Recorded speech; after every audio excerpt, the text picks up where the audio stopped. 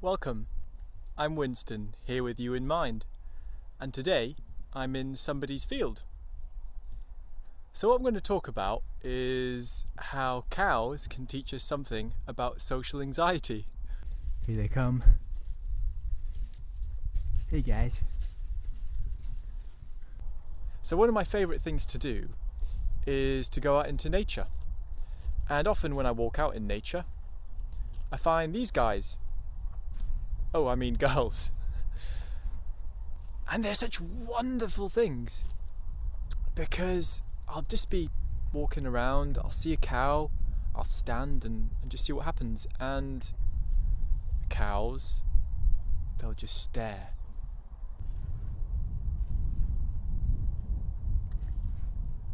And they'll hold that for about 15, 20 seconds, maybe a minute, and then they start to advance.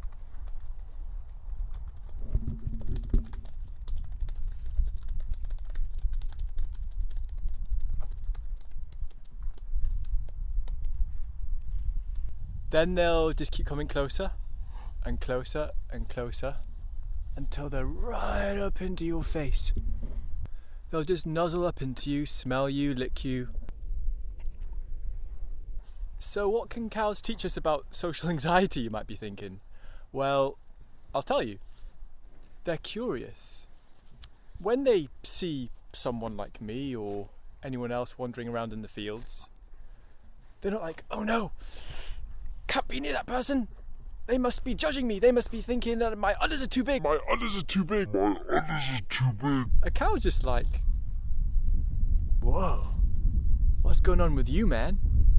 And they'll just group around you and just hang out.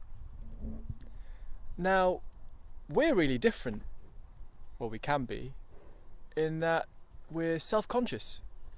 So often we're occupied with how we might appear to other people. And what that gets in the way of is the opportunity to meet someone new. Hello. So you might be thinking, well, that's all well and good, but I'm not a cow. No. I'm not going to stare at someone for 10 seconds, 15 seconds, a minute, 2 minutes, walk up to them, sniff them, lick their faces. I can't be like a cow, I'd get arrested. You don't have to be exactly like a cow, but just be curious. See this as an opportunity to meet another person, to learn something new. Instead of paying too much attention to the thoughts, the self-conscious thoughts that are always going on about how we might appear to other people, how we might seem to other people. My udders are too big, my udders are too big, my udders are too big.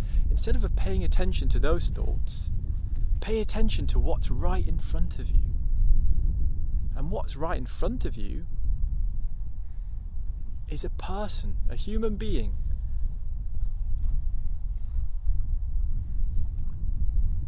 That new person could be your new best friend. They could teach you something. They could be really funny, they could be really interesting. So how can you be curious? Well, ask some questions. Starting with, how are you? How is it going? How was your day? Maybe find out about what they've been up to. Find out about their interests. What do they really like doing?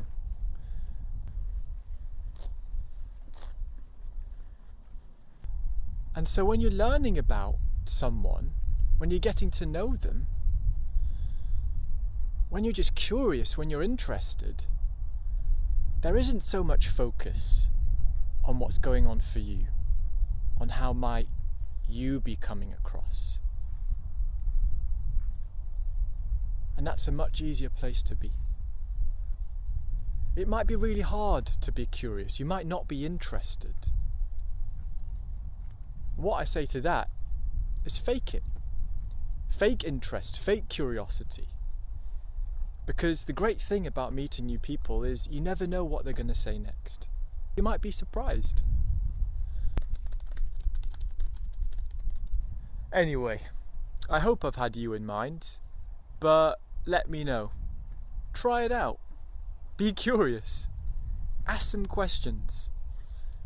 And just see what happens. No pressure.